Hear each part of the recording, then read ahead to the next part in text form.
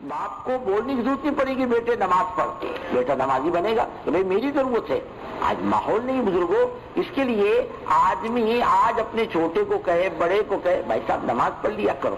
اللہ کے سامنے جھکنے کے بہت فائدے ہیں. اور پھر حدیث میں آتا اللہ کے رسول صلی اللہ علیہ وسلم کا ارشاد ہے 3 آدمی قیامت کے دن اللہ کی رحمت کے سائے میں ہوں گے، جبکہ اللہ کی رحمت کے سائے کے علاوہ کوئی سایہ نہیں ہوگا قیامت کے دن. ایک فرمائے جوان عبادت گزار، ایک عادل بادشاہ، اور تیسرا جو لوگوں کو نماز کی دعوت دیتا ہو. نماز کی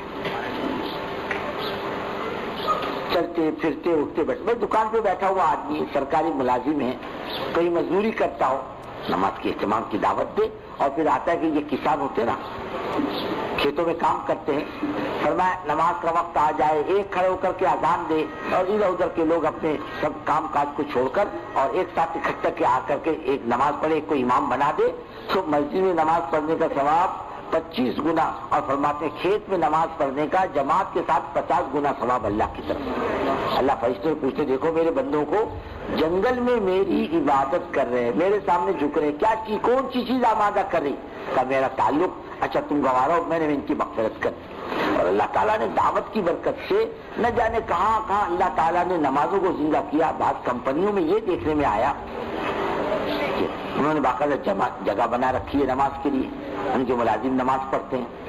بعض جگہ پر امام مقرر کر رکھا ہے، وہ اپنے امام نماز پڑھاتا ہے.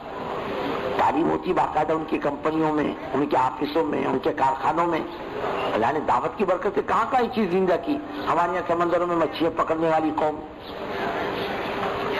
پہلے تو کوئی تعلق ہی نہیں تھا دین سے، جب دین آیا جماعتوں میں وقت لگا تو اپنے سمندروں میں 1 دن رہتے ہیں 2 دن رہتے ہیں بعض مرتبہ، تو سمندروں میں اذانیں دینا، نماز پڑھنا، وہاں جماعت کرنا، باقاعدہ تعلیم کرنا، اور اپنی مچھلی بھی پکڑ رہے ہیں اور نماز بھی پڑھ رہے ہیں، وقت آئے تو تعلیم بھی کر رہے ہیں، اذان بھی دے رہے ہیں. یہ کمائی ہے مستقل اپنی، کوئی آدمی سے کرے. ایک نماز بزرگوں ایمان جب مضبوط ہوگا نماز خود بخود آئی. اور اس کے ساتھ ساتھ ایک آدمی کو بولنے کی ضرورت نہیں بھائی تیرے اوپر روزہ فرض ہے، کوئی ضرورت نہیں، وہ خود ہی معلوم کرے گا اللہ کا حکم کیا ہے. ایک ڈھونڈنے سے بے روزہ نہیں ملے گا رمضان میں. جب ہم اللہ کے حکم کو پورا کریں گے تو اللہ لوگوں کے دلوں میں محبت بھی تو ڈالیں گے عمل کرنے کی وجہ سے.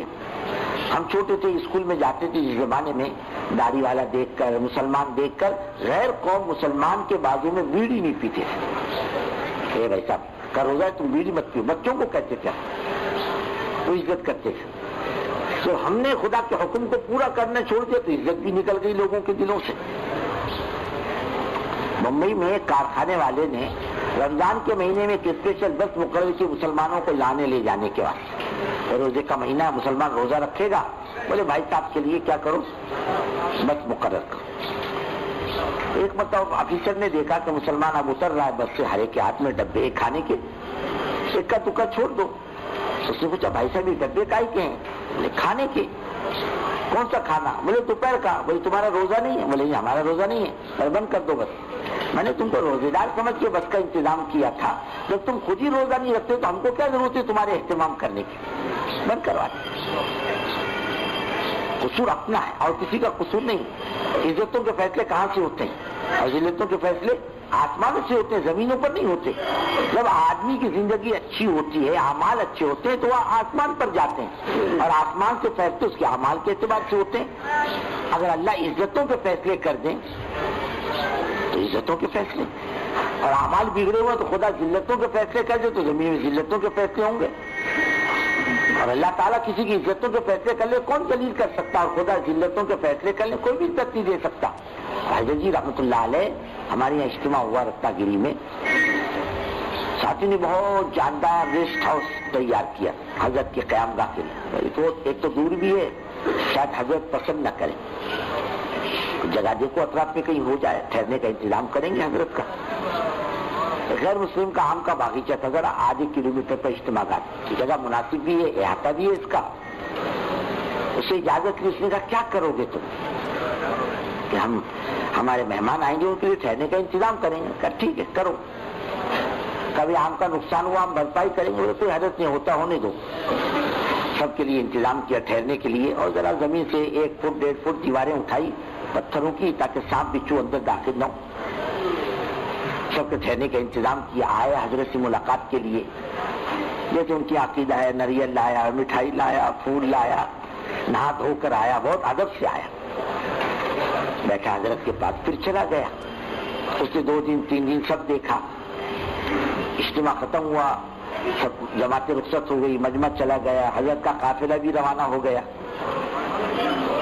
جب وہ کمرے توڑنے لگ گئے تو اس نے کہا دیکھو ایسا کرو, یہ سب کمرے توڑو, یہ تم نے بنائے ہیں نا سب صاف کر لو, لیکن حضرت کے کمرے کو ہاتھ مت لگاؤ, یہ ایسا ہی رہے گا. اگر تم کو خرچہ لگائے تو خرچہ مجھ سے لو, میں دینے کو تیار ہوں, اس کو ہاتھ مت لگاؤ, یہ ایسا ہی رہے گا. میری کہا قسمت میں ایسے اللہ کے نیک بندے میری سرزمین پر آ کر کے رہے, اس نے ہاتھ نہیں لگانے دیا. اب بتاؤ یہ عزتوں کے فیصلے اللہ تعالیٰ غیر کے قوموں کے دلوں میں کہاں سے ڈالتا؟ اوپر کے فیصلے بغیر بولے اللہ دلوں میں محبت ڈالتا ہے. یہ کس کی برکت ہے؟ دین کی برکت ہے, اعمال کی برکت ہے. عزتوں کے فیصلے اوپر سے. ہم یہ چاہتے ہیں کہ ہمارے لیے اللہ تعالیٰ خیر کے فیصلے کرے, اپنی زندگی کو بدلیں, اعمال لائے اپنی زندگی کے اندر, حضور پاک صلی اللہ علیہ وسلم کا طریقہ لائے. جب عام انسانوں کی زندگیاں ٹھیک ہو جائے گی, عزتوں کے فیصلے آسمان سے ہوں گے. اس کے لیے بزرگوں کہتے ہیں کہ آدمی وقت دے, جماعتوں میں چلے پھرے, اپنی ترتیب بنائے زندگی کی. یہ کوئی زندگی ہے بزرگوں کہ آدمی کماتے کماتے مر جائے, ہماری زندگی میں اللہ کے دین کا کوئی تعلق نہ ہو, اس کو تھوڑی زندگی کہتے ہیں. یہ تو حسرت کی موت ہوگی نا. حضرت جی رحمۃ اللہ علیہ کا قول ہے, فرماتے تھے دنیا ہی دنیا کر کے چلا گیا, زندگی نہیں بنائی. فرماتے تھے بڑی حسرت کی موت ہوگی, اور بڑی ذلت کے ساتھ قبر میں رہے گا, اور بڑی ذلت کے ساتھ قیامت کے دن اٹھایا جائے گا. اور فرماتے ہیں اللہ کی دین کی محنت کرتا ہوا زندگی بناتا ہوا جائے گا تو شاندار جائے گا دنیا سے, اور قبر میں بھی کیسا رہے گا؟ شاندار رہے گا.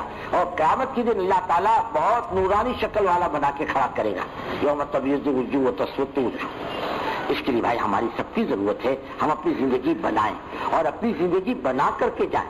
ہماری زندگی بگڑ گئی دوسرے کا کیا نقصان, اور ہماری زندگی بن گئی تو دوسرے کا کیا نفع. ہمارے اپنا نفع کی بات ہے. اس کے لیے ہم ارادے کریں بھائی انشاءاللہ ہمارے اوقات لگیں گے, 4 مہینے لگیں گے. لگاؤ گے نا, نیتیں کر لو, اور جب ہمارے بڑے تقاضا کریں تو لبیک کہنا. پھر اپنے سال کا چلہ پکا, کم سے کم مہینے کے 3 دن پکے, مقامی کام پکا, اور مل جل کے خدا کے دین کا کام کرنا. اللہ تعالیٰ اس کے لیے ہم سب کو قبول فرمائے, اور ہم سب کو اللہ تعالیٰ آخری سانس تک لگائے رکھنے کا فیصلہ فرمائے. سبحان اللہ و بحمدہ, سبحان اللہ, اشہد ان لا الہ الا اللہ.